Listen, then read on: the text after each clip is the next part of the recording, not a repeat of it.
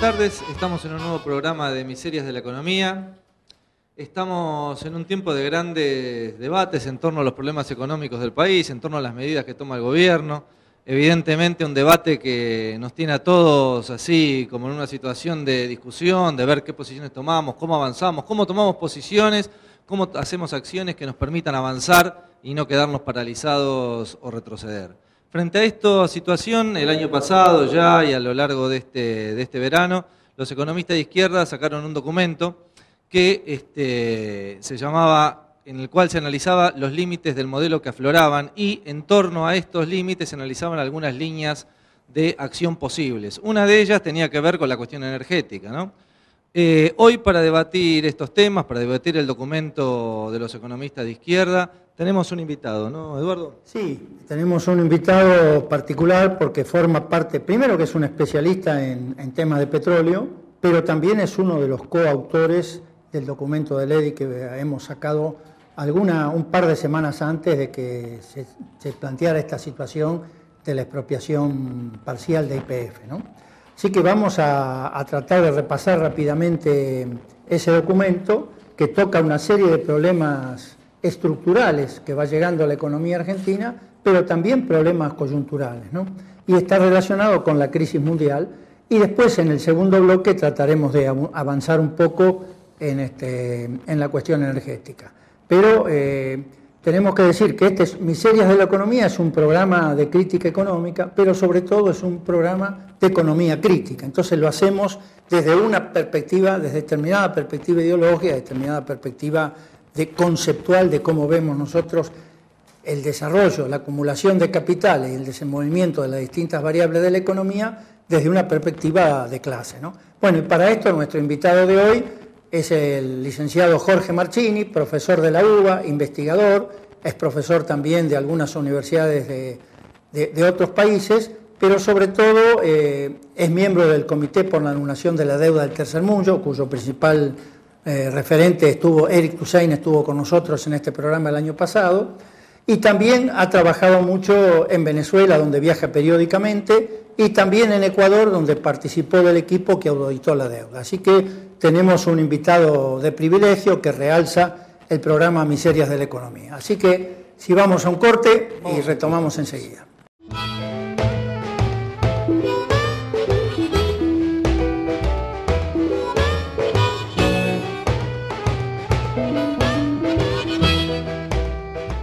Bueno, retomamos entonces este bloque acá con el invitado especial de Jorge Marchini.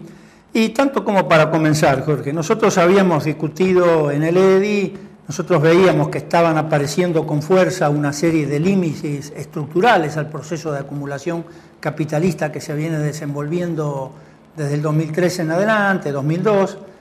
Veíamos el problema energético, el problema ferroviario, la reacción a la megaminería, los problemas de cuenta corriente que otra vez vuelven a aparecer como en otras épocas de la historia en la Argentina, y algunos problemas coyunturales o no tan coyunturales, como el alza de precios, la inflación, el problema del tipo de cambio, en fin, todo ese tipo de cosas. Ahora, todo esto, ¿cómo lo vemos o cómo lo ves vos? ¿Es una típica crisis de crecimiento como las anteriores que estalla por el sector externo o en realidad son las contradicciones propias del modelo lo que están llevando a esta suerte de cuello de botella? Mira, mi opinión es, en realidad creo que el cuadro que se armó este último año, sobre todo al final del año con el cambio, digamos, el sorpresivo mejoramiento de la posición electoral del gobierno y el triunfo de Cristina Kirchner, el 54%, dio dos posiciones, digamos, generó dos posiciones. También, esto, digamos, una posición obviamente triunfalista del propio gobierno, es decir, que esto sigue igual, esto lo que garantiza el crecimiento económico, las cosas, digamos, el círculo virtuoso de crecimiento, de mejoramiento de consumo interno, de las condiciones también de desendeudamiento, que es el tema que también defendió el gobierno durante un largo periodo, y las condiciones también, esto significa, la nueva etapa es nada más, digamos, el ajuste fino, y va a ser solamente el mejoramiento de esto. La otra posición contraria, que un poco se vaticinaba ya el 2008, pero se ahondaba en el último periodo, era que este gobierno está en su estertor final y mismo no llega a las elecciones. Es decir, la excepción era un final, y lo que hay que esperar es la gran crisis que se viene para este gobierno. Bueno, primera cuestión, no es cierto lo primero, es decir, el gobierno sí ha acumulado una cantidad de contradicciones y condiciones complejas que tienen que ver con el marco internacional y tiene que ver también con los límites del propio modelo, es decir, el propio modelo tiene límites en cuanto a su condición de acumulación y en la condición propia de mantener los equilibrios fiscales, externos y las condiciones también básicas de ciertos elementos que hacen explosión en este momento, como son el tema energético, transporte, el tema obviamente de giro de capitales al exterior. Y por otro lado, no es cierto tampoco que esto es una crisis tipo año 75, inmediata, Rodrigazo, digamos, lo que la gente puede recordar de un gobierno nacionalista o crecimiento peronista que generó cierto mensaje, en este caso también el periodo de Perón de 73, el periodo del peronismo de 73-76, pero el año 74, 75, cuando empieza a ver las condiciones, que sí hay una abalanzada de caída de balanza de pagos. Esto no es el momento. Por lo tanto, desde el EDI era muy importante discutir cuál es el momento actual, cuáles son las condiciones básicas que se dan en este momento, elementos básicos para poder analizarlo, y sobre todo cómo pararse ante eso. Es decir, sobre todo porque, bueno, de alguna manera el EDI ha intentado, bueno, justamente este documento es un balance, un documento que surge a 10 años de creado el EDI, es decir, coincidente con un aniversario importante para nosotros también. Y ante eso, es decir, bueno, ¿cuál es el balance que hacemos de este gobierno? Un gobierno que obviamente plantea cuestiones complejas, porque por un lado puede tener la nacionalización de las AFJP, la condición de mejoramiento, por lo menos, situaciones sociales de emergencia, como la asignación universal por hijo, esas condiciones que aparecen dentro de, obviamente, el grado popular de apoyo a este gobierno, pero por otro lado con las contradicciones y por otro lado los tipos de temas que aparecen, que vemos ahora en el escenario. Obviamente el tema ferroviario aparece con la explosión, digamos, del accidente ferroviario, el tema energético, el tema YPF aparece con la crisis energética, y otros debates que están presentes y van a evolucionar en el próximo periodo, el tema salarial, las condiciones propias de las alternativas del gobierno con respecto a la deuda y el gasto público, el tema impositivo.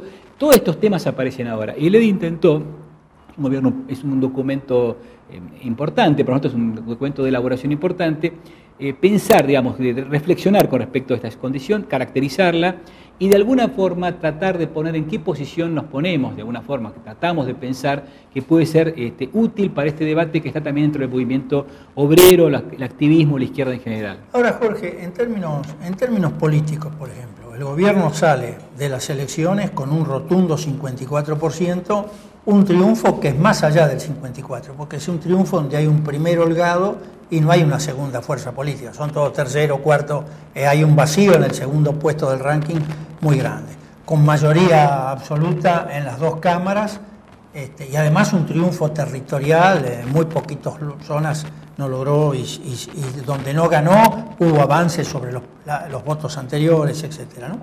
Ahora, en este contexto político absolutamente favorable hubo una reorientación del sector empresario, incluso el sector agrario, que rápidamente se reubicó a favor del gobierno, y sin embargo con esa situación en la conferencia de la UIA y en otra reunión importante que hubo en Tecnópolis, ahí la presidenta amaga o da muestras de dar un giro proempresarial por un lado, y por otro lado comienza una caterva de una ofensiva generalizada sobre el movimiento obrero, el aislamiento del sector de la CGT, la tendinitis a los trabajadores del subte, el ataque a los docentes, las huelgas extorsivas, etcétera, etcétera, ¿no?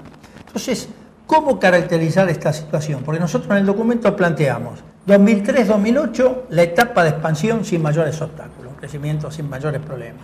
Del 2009 al 2011 aparecen desequilibrios controlados. Entonces, ¿cómo caracterizaríamos nosotros esta etapa que se presenta ahora con un factor político de esta característica, con estas definiciones de la presidenta y este agotamiento de ciertas variables endógenas económicas y una situación mundial que comienza a presionar? Todo esto previo a la situación de YPF, ¿no? Digamos, sin duda, que abre un escenario, a mi juicio, distinto. Sí, yo creo que por un lado, la primera imagen que dio este gobierno es que ante la crisis internacional, que es un tema que realmente marcó el último periodo para el gobierno, que antes para todos los gobiernos regionales y para el mundo, el gobierno planteó la idea de que la contraposición del gobierno fue generar mayor gasto público, generar un activamiento económico por vía, digamos, de obviamente de todos los sistemas que tiene el mismo peronismo a través del gobierno con las provincias, y dar esto a la idea de algún tipo de situación donde la condición, si bien no seguía el nivel de empleo, no estaba mejorando en el último periodo al nivel que estaba así en el primer periodo de recuperación 2003-2008, el nivel de desarrollo real es cada vez más disperso, hay sectores que sí han sostenido, otros que no lo sostienen, y el nivel de activamiento de la economía o la fuerza de la economía argentina va perdiendo lastre. Lo que aparecía acá en un principio, y esto es el cielo que aparece en el documento del EDI, es que las condiciones no son las mismas que el 2008. Es decir, tampoco son las mismas condiciones, que se repite el mismo escenario. El grado de problemas fiscales es mucho mayor, la balanza de pagos tiene condiciones mucho más complejas, digamos, en perspectiva. La situación en general política también tiene condiciones nuevas, y esto también se ve que este es un campo de disputa. El tema de disputa que ya comienza a principio de año, solamente a 60 días, digamos, menos días de la elección tan importante, un triunfo tan electoral, aparece el tema salarial, es decir, el conflicto con los docentes, las condiciones de la discusión de convenio colectivo de trabajo. Bueno, eso era inevitable por la paritaria. Por la paritaria, pero aparece una idea de pauta salarial mucho más severa, es decir, esta cuestión, la ruptura con Moyano, todas estas cuestiones significa de que el gobierno... Ante eso, bueno, existe una estación donde un gobierno pierde iniciativa, rápidamente pierde iniciativa, y genera una condición también nueva con respecto a qué posición tomar. Ante este vacío político también existe porque, obviamente, la izquierda puede haber tenido una elección interesante, digamos, por lo menos significativa en cuanto al hecho que no se avisaba la posibilidad de mantener su legalidad, pero esto significa un hecho marginal si uno lo tiene que ubicar en el conjunto de la estación política argentina. Ante eso, bueno, genera esto una estación que hay que tratar de entender porque los elementos nuevos hay que también tenerlos en cuenta. Claro, de alguna manera está pasando acá lo que pasa en las sociedades con partido único, como puede ser el caso de Venezuela también. De Venezuela, la Unión Soviética bajo Stalin, Cuba, que al haber un solo partido, acá no es que haya un solo partido, pero la hegemonía es tan grande que las contradicciones de la sociedad se expresan adentro de ese partido. Hoy todo pasa por la discusión al interior del peronismo, porque por fuera de eso no aparece demasiado, ¿no? Por lo menos no aparece un acta alternativa, es decir, aparece obviamente una figura, bueno, eso es el peronismo, ¿no? Es una figura central, todo el poder de Cristina Kirchner se ha acumulado en torno al hecho electoral, el hecho mismo de la formación del gabinete, la formación de un gabinete de la forma que está conformado el gabinete, y ante esto los tipos de acción política. Ciertamente lo que estabas diciendo recién de el giro y aparte el guiño que hace el gobierno de Cristina, ya en el periodo electoral, pero mucho más claro después de las elecciones, cuyo nombre fue puesto como sintonía fina, el nombre que se le puso fue sintonía fina, es un mensaje claramente para aumentar la inversión, para generar obviamente un disciplinamiento mayor en cuanto a las condiciones de trabajo, el tema salarial fundamental, pero sobre todo la presión del movimiento obrero, y ante esto una etapa nueva que ya no está basada en el consumo, sino en la inversión. Este es un poco el mensaje que el gobierno trató de presentar y demás, ¿no? Ahora, lo vamos a trocar en el otro bloque, pero aparece una contradicción.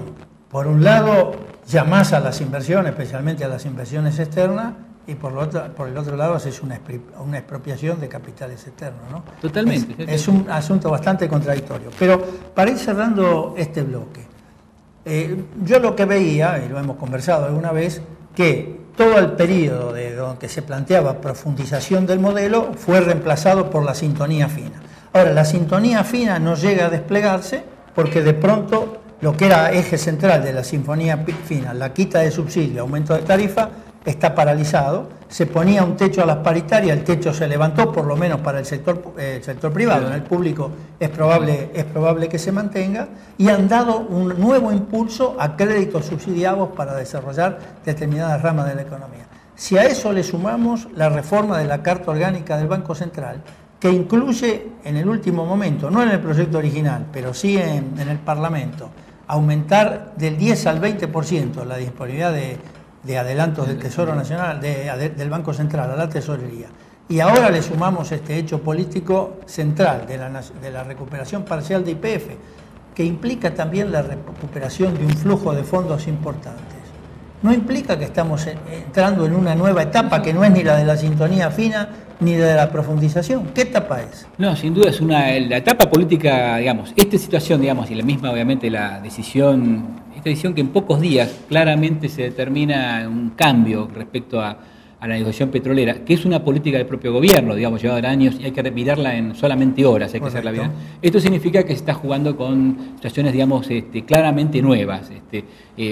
Las situaciones nuevas son vinculadas a que estamos en una etapa política nueva, porque los límites también están en la etapa política nueva. Es decir, el gobierno apostó, por ejemplo, en el periodo final con Vudú a un mejoramiento con el Club de París, hacia volver al mercado de capitales, apostó a una relación nueva con el empresariado, no tan solo nacional, sino también internacional. La presidenta presentó la minería como gran tema nacional de desarrollo para el próximo periodo. Esto fue puesto como mensaje y claramente a esa determinación estaba planteado, porque fue planteado como casi discurso central durante el último periodo. Esto no puede funcionar así. Creo que los límites están puestos por la propia estación, pero también por una resistencia de movimientos sociales y movimientos obreros. Es decir, existe, digamos, el hecho de la indignación popular por el accidente de Once. El hecho de que las paritarias puede el gobierno plantear un tipo de disciplinamiento, pero uno observa, pero se multiplican paros, conflictos, movilizaciones. El hecho de que ante la situación internacional y la salida de capitales, o se deja que la salida de capitales siga adelante y esto directamente se termina en lo que para el gobierno fue su mérito, que era el nivel más alto histórico de reservas. Estos se han ido erosionando las reservas, las condiciones de balanza de pagos han empeorado. Ante esta situación, digamos, se genera un campo político nuevo, donde sí la diferencia, y esto es una diferencia que para el gobierno ha tenido que verlo claramente, es que no alcanza solamente con el halo presentado de que el 54% permitía esa luna de miel al cual ese viraje no iba a tener ningún costo. Claramente el gobierno lo intenta, pero no lo puede probar, y a lo cual se suman escándalos vudú, bueno, todos estos elementos que aparecen en juego, pero son más políticos, pero claramente yo creo que la situación no es tan solo de este tipo, sino una clara situación, digamos, de una relación de la sociedad con respecto, y la situación de la economía también, respecto a este gobierno, ¿no? Bueno, me gustaría profundizar eso en el marco del tema YPF, del tema petrolero, también poniendo el estancamiento en la industria y qué posibilidades hay de avanzar en la sustitución de importaciones, bueno, y ver las luces y sombras que vos ves, tu opinión sobre la expropiación de YPF, el problema petrolero en general, pero eso lo vamos a ver en el próximo bloque. Así que si el señor director quiere ir a un corte, adelante.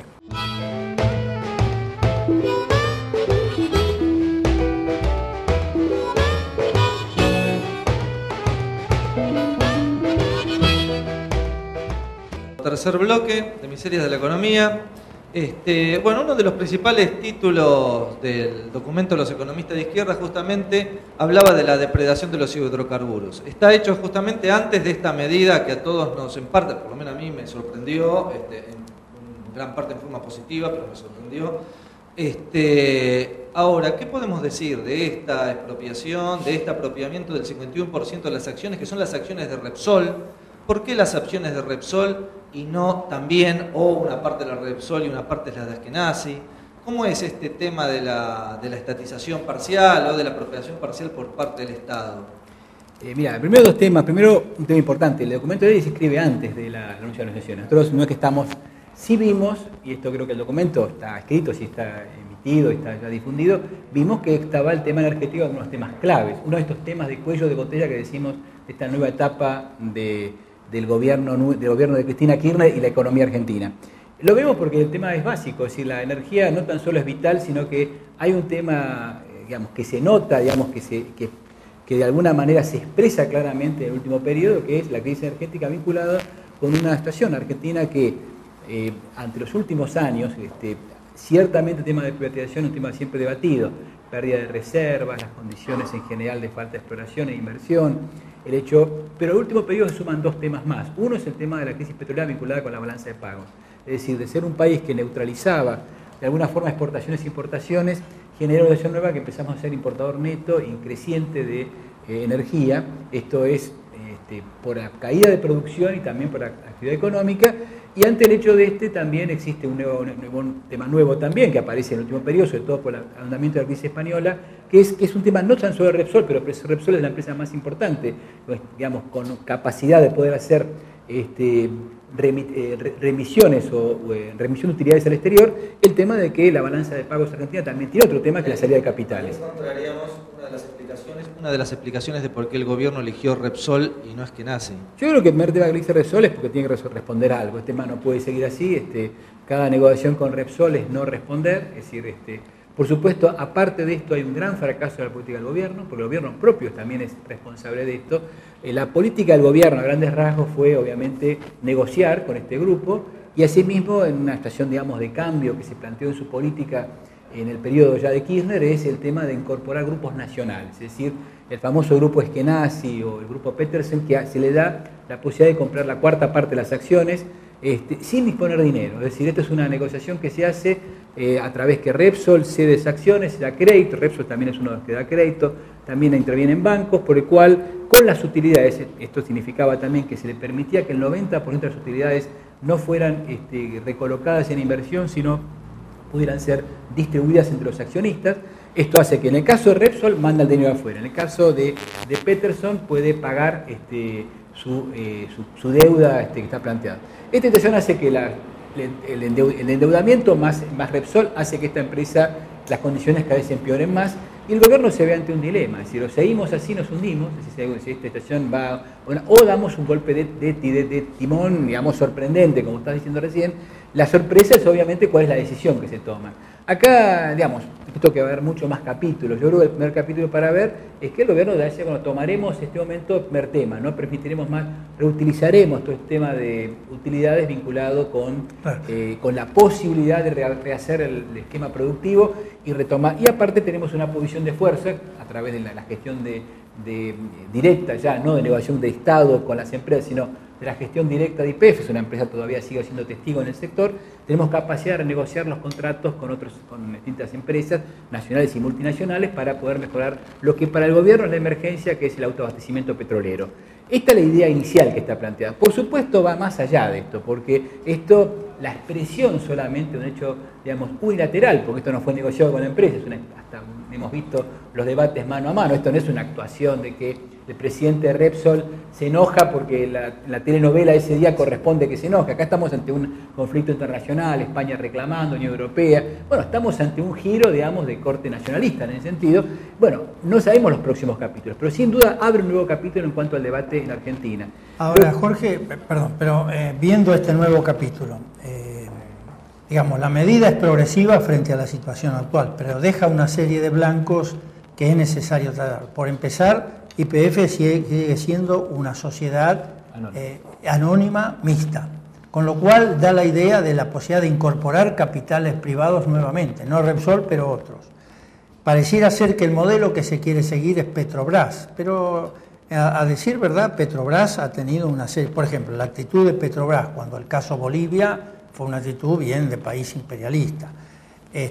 Las presiones del grupo Petrobras sobre el gobierno Lula, e incluso cuando se descubre el presal, todo este formidable lecho de reservorio petrolero submarino que Lula plantea de tomar una parte de la nueva renta para financiar los programas sociales, especialmente Hambre Cero, todo el directorio de Petrobras le dice que no. Entonces Lula dice, yo entonces voy a formar una empresa 100% estatal para que tome todas las actividades de YPF, del presal, ¿no?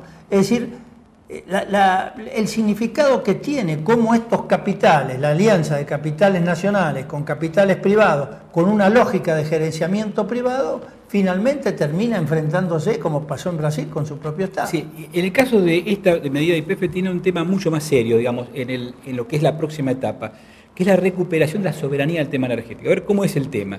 La vieja YPF, ¿cómo hacía? La vieja YPF tenía una empresa importante de exploración, explotación, pero asimismo monopolizaba toda la cadena de valor. Es decir, por ejemplo, las destilerías que estaban aquí, la Shell, la ESO, había una mesa de crudos por el cual YPF dominaba y decía, entregamos tanto para Exxon, y asimismo dominaba en forma monopólica el comercio exterior. El gobierno, por el momento, estamos viendo lo que es el proyecto de ley, no discute el tema de la ruptura del monopolio, digamos, la posibilidad de lo que se denomina la libre disponibilidad del crudo. Es decir, las empresas todavía juegan con esta idea. Negocian con el gobierno, pero si no les gusta van y negocian y venden al exterior. ¿No habría que dar de baja esta norma de la libre disponibilidad? Hasta ahora el gobierno lo ha jugado siempre con lo que llaman las retenciones, con los derechos de exportación. Le ha puesto derechos de exportaciones móviles después de $60 para jugar, para que evitar exportar. Pero todavía las empresas eligen exportar, por eso el problema mismo que vimos. ¿El límite está en $60 ahora? $60 ¿O 50? No, algo así es $60. $60.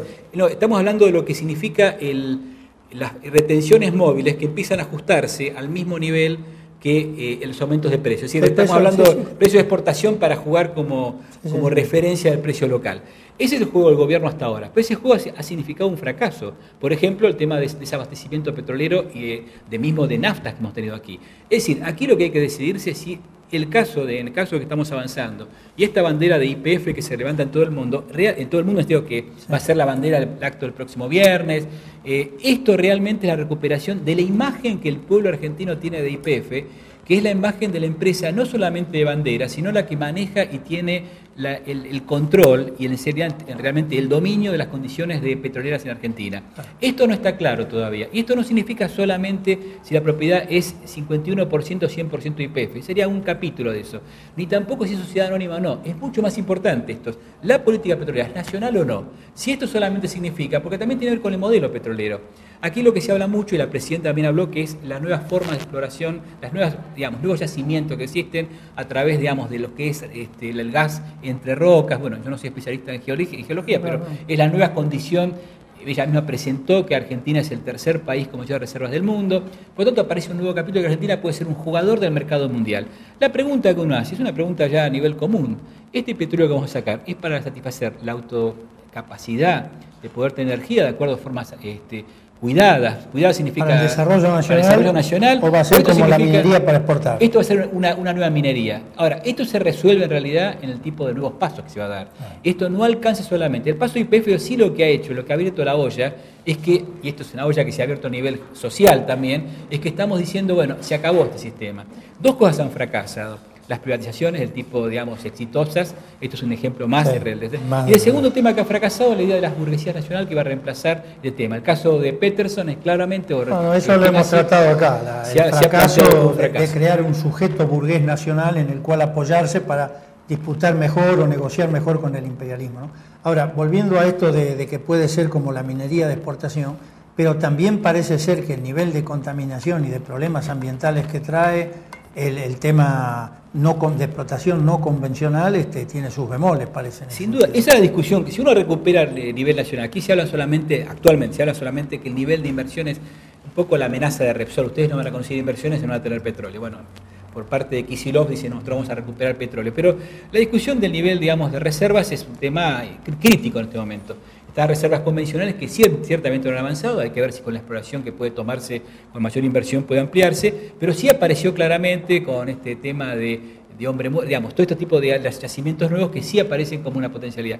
Acá hay que discutir justamente esto, cuáles son los temas, cuál es la prioridad de Argentina, explotar hasta depredar, sin ningún tipo de control de las poblaciones, sin dejar absolutamente valor agregado. Es un tema que va a entrar en discusión.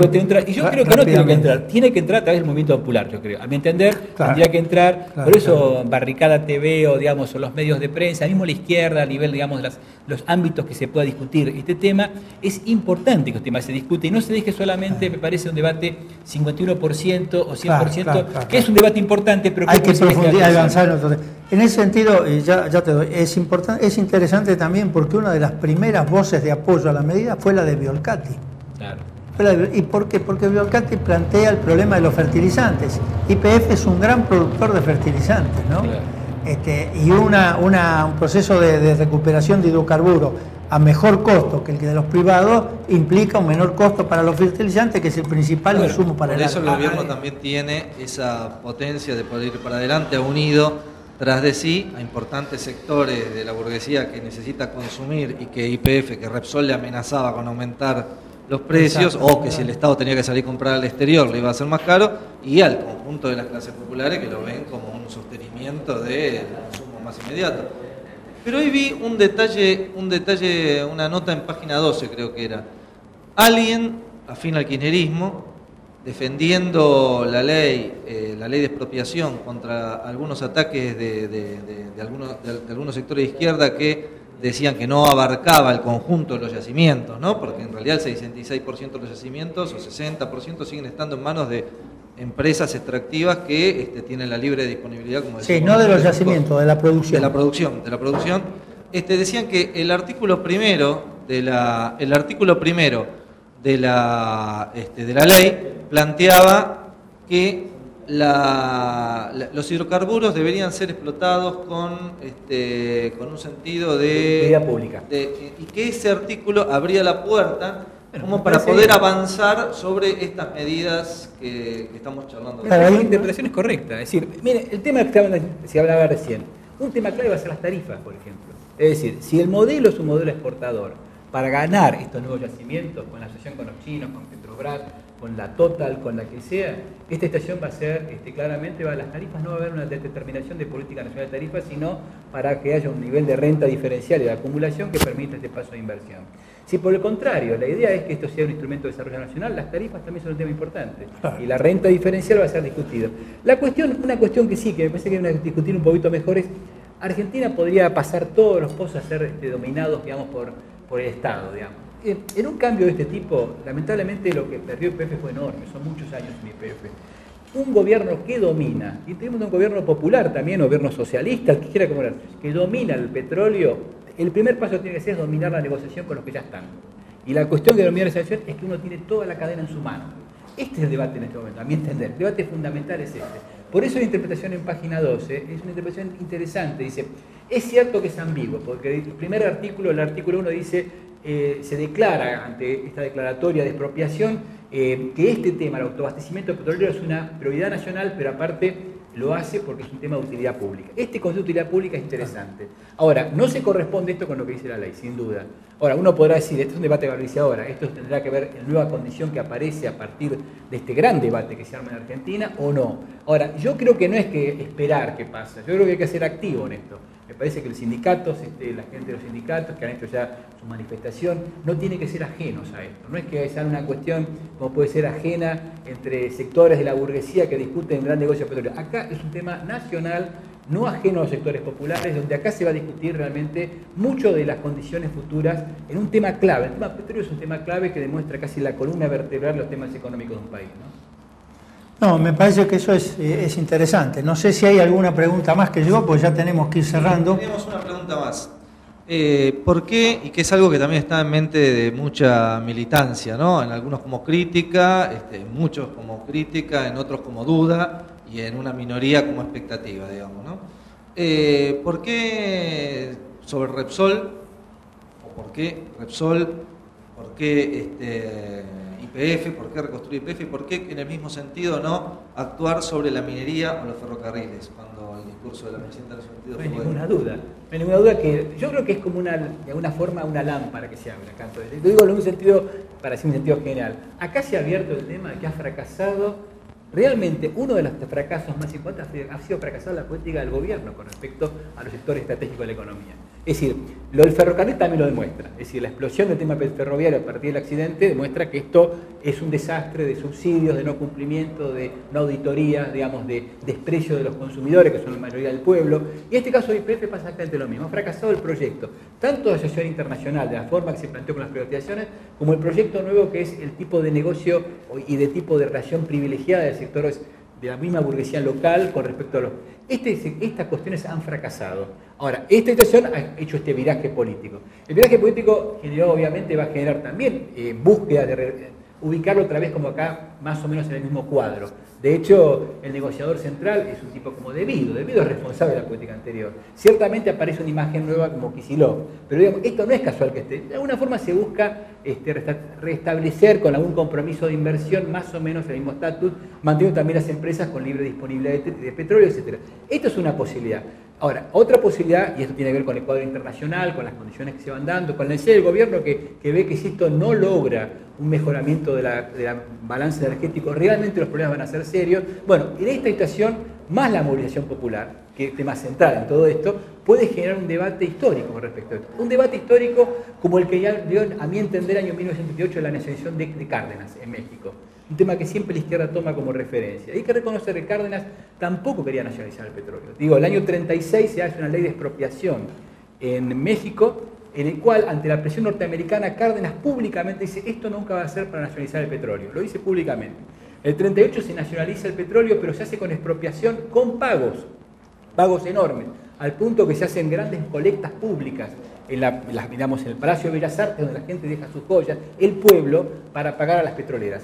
Esto es la primera etapa. Sin embargo, esto era visto en un sector de la izquierda como que podía ser un elemento que distorsionaba. Había una gran huelga petrolera que se había ganado y ante lo cual la respuesta había sido la nacionalización. Esto iba a distorsionar el movimiento popular y por el contrario otros sectores importantes dijeron no, este es un sector, esto abre un nuevo capítulo que abrió también nuevas etapas, pero de alguna forma la primera etapa fue tomada como un tema de reivindicación nacional y popular que en ese momento todavía significó un modelo de las condiciones nuevas que se dio, esta puja al imperialismo, en este caso el imperialismo norteamericano y el inglés con respecto al petróleo, respecto a la nación, que determinaba un tema soberano con energía. Bueno, creo que esto, para ir cerrando, se le puede dar un marco más conceptual. Si no me equivoco, en la conferencia de la UIA del 2010, es decir, la anterior a la que citamos antes, del 2011, la presidenta dijo, a nadie se le ocurre, ni nadie piensa, volver al estado empresario de los años 60 o 70. Pero al mismo tiempo, después del 2008, nadie puede pensar en un estado que no regule. Y esto implica en sí mismo una contradicción a la que los trabajadores, como decía Jorge, los sectores populares no pueden ser indiferentes a cómo se resuelva, porque se da entre una situación económica de variables que se agotan y una crisis mundial que empujan a cada vez a una mayor intervención del Estado y un discurso oficial que encorseta esa intervención del Estado solo en los aspectos regulacionistas. De cómo se define esta contradicción va a ser el curso futuro a seguir. ¿Escucharon ustedes cuando en la exposición de Kicillof, ¿no? En un momento, medio elípticamente, dijo algo así como, le digo a los regulacionistas, la regulación no basta y hay lugares en los cuales tenemos que intervenir directamente, sino ¿a quién estaría dirigido eso? Mirá, bien escuchada, la intervención de Kicillof demuele toda la política energética anterior, bien escuchada, ¿no? Se cuenta una anécdota que ahora se puede contar en televisión como esta, que en el mismo Congreso, esta reunión de comisión, en algún momento algún legislador de la oposición, cuando hacía este tipo de críticas a Kicillof, dijo como un chiste, dice, como usted está hablando contra ellos, como diciendo, la verdad, los que estaban presentes en esa mesa eran corresponsables de lo que estaba ocurriendo. Esto es evidente. Kicillof no es la figura esa, obviamente Kicillof no tiene esa trayectoria, no fue parte del gobierno, viene con otro mensaje, quizá otra perspectiva, otra formación, una cantidad de elementos nuevos. No está contaminado, a mi entender, por lo menos esta estación, con este tipo de entramado que fue lo que se construyó a través de Vido y compañía y la Secretaría de Energía en los últimos años, y aparece con este mensaje. Por eso no es casual que el vocero, de lo que la presentación y este debate entre Repsol y Argentina que se arma a partir de estos discursos, es una persona que es viceministro de Economía, que recién es urgente, recién es públicamente conocido. El gobierno no puede ni presentar a sus figuras tradicionales, tiene que poner una figura nueva para presentar el tema. Esto demuestra que la estación es totalmente nueva. Ahora, no significa esto esto para no poner tampoco, estamos hablando en movimientos populares y condiciones, es para ponerse tranquilo. Esto significa nada más que es una condición política, un vacío, una estación nueva, una condición, y esto, el gran ingrediente, a mi entender, sigue siendo cómo es la reacción popular, la condición popular.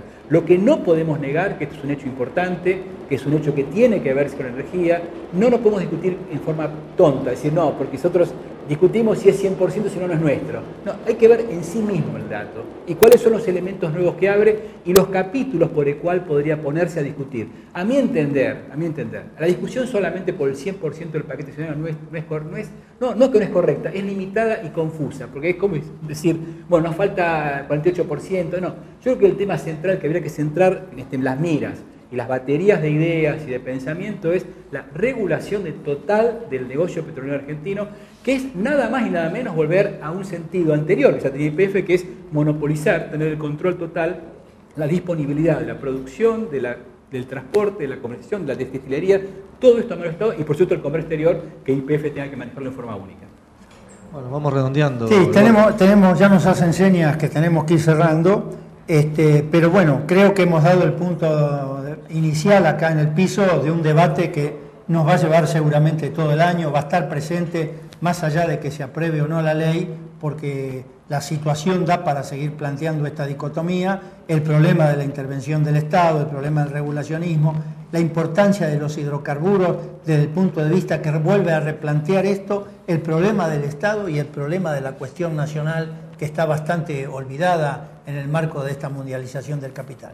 Así que gracias, Jorge, por visitarnos. Gracias te volveremos a convocar. Y ojalá que haya un gran debate, como me han contado que el gran debate con Claudio Katz también con respecto al tema También petrolero. funcionó, Que sí. esto significa un gran debate también en Barricada TV, la gente que lo lee y después refiere en su participación a la lista justamente esto, ¿no? Bueno, muchas gracias y será hasta el próximo miércoles.